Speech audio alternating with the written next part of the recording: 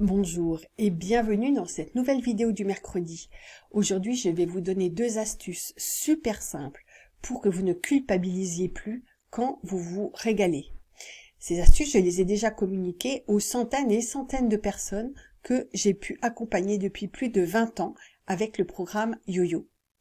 Et elles ont témoigné que désormais, elles dégustaient en paix, dans le plaisir, dans l'instant présent et en toute impunité sur le pèse-personne.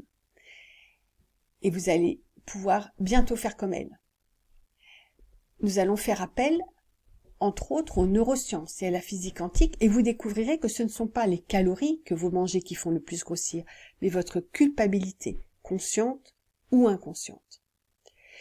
Premièrement, on va faire appel à la physique quantique.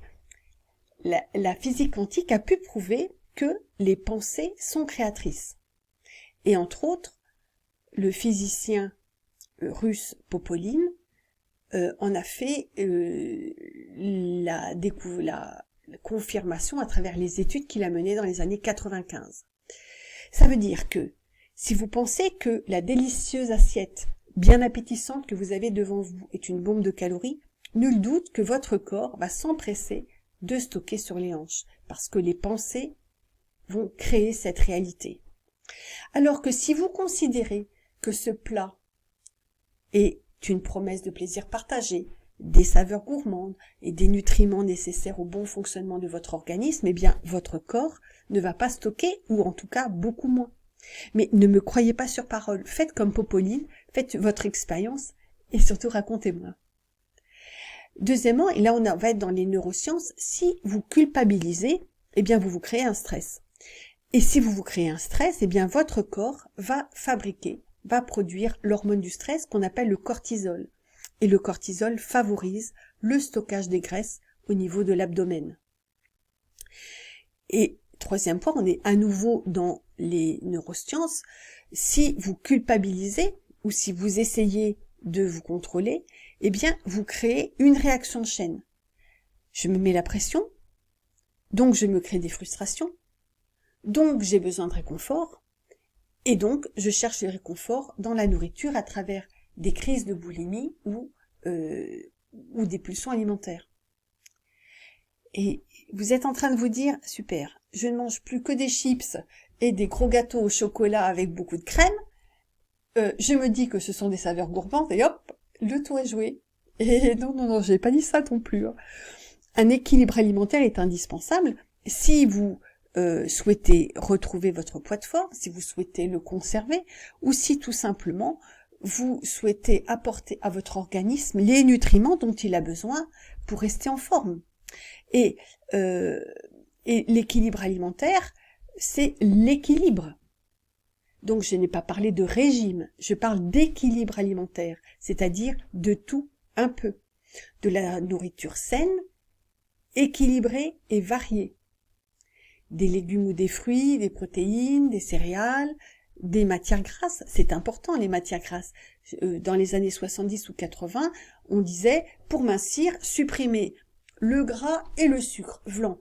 Sauf qu'il y a eu de très nombreuses carences, parce que le corps a besoin des matières grasses, particulièrement le cerveau et les muscles. Et le corps, particulièrement le cerveau et les muscles, ont également besoin de glucides. Donc, ne supprimons rien, mais mangeons équilibré, varié et sain.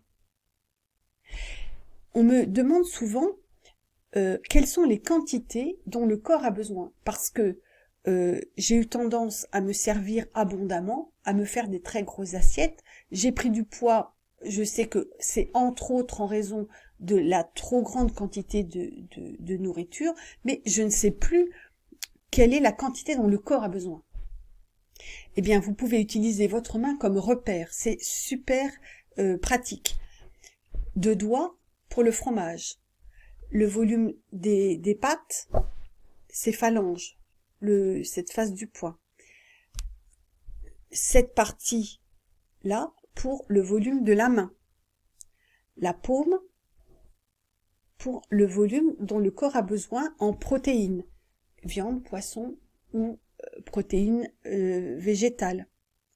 Je crois que c'est tout. Ah, et puis alors, une phalange de matière grasse. voyez, vous avez votre doseur à portée de main. Et puisque nous parlons de quantité, lorsque vous avez envie de vous faire plaisir, faites-le en étant raisonnable. Vous allez avoir plus de plaisir en prenant un seul carré de chocolat et en le mangeant en conscience que en avalant toute une tablette, en la gobant, une tablette en gobant une tablette entière. L'apprécier en conscience, c'est-à-dire la savourer, c'est-à-dire se mettre à l'écoute de vos sens. Les saveurs, les premières saveurs, les saveurs qui se développent plus tard, les textures, les odeurs, aussi les parfums. Prenez, appréciez vraiment avec tous vos sens la bouchée. Et vous allez voir que en prenant votre temps et en vous mettant à l'écoute de tous vos sens, vous allez être plus rassasié et vous allez être plus satisfait. Votre corps, votre cœur, votre âme accueilleront ce plaisir gustatif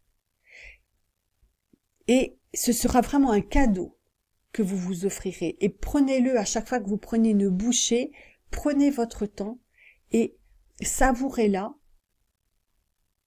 comme un cadeau que vous vous offrez.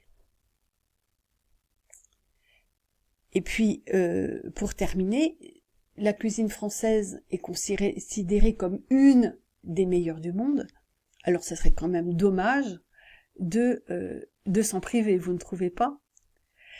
Alors, je vous invite, si vous avez des questions, si vous souhaitez aller plus loin, eh bien, n'hésitez pas à nous contacter pour prendre rendez-vous pour un diagnostic minceur en cliquant sur le lien qui est dans la description sous la vidéo. Nous serons vraiment très heureuses de passer un petit peu de temps avec vous et de vous aider. Et en attendant, eh bien, je vous souhaite une très bonne journée et à mercredi prochain.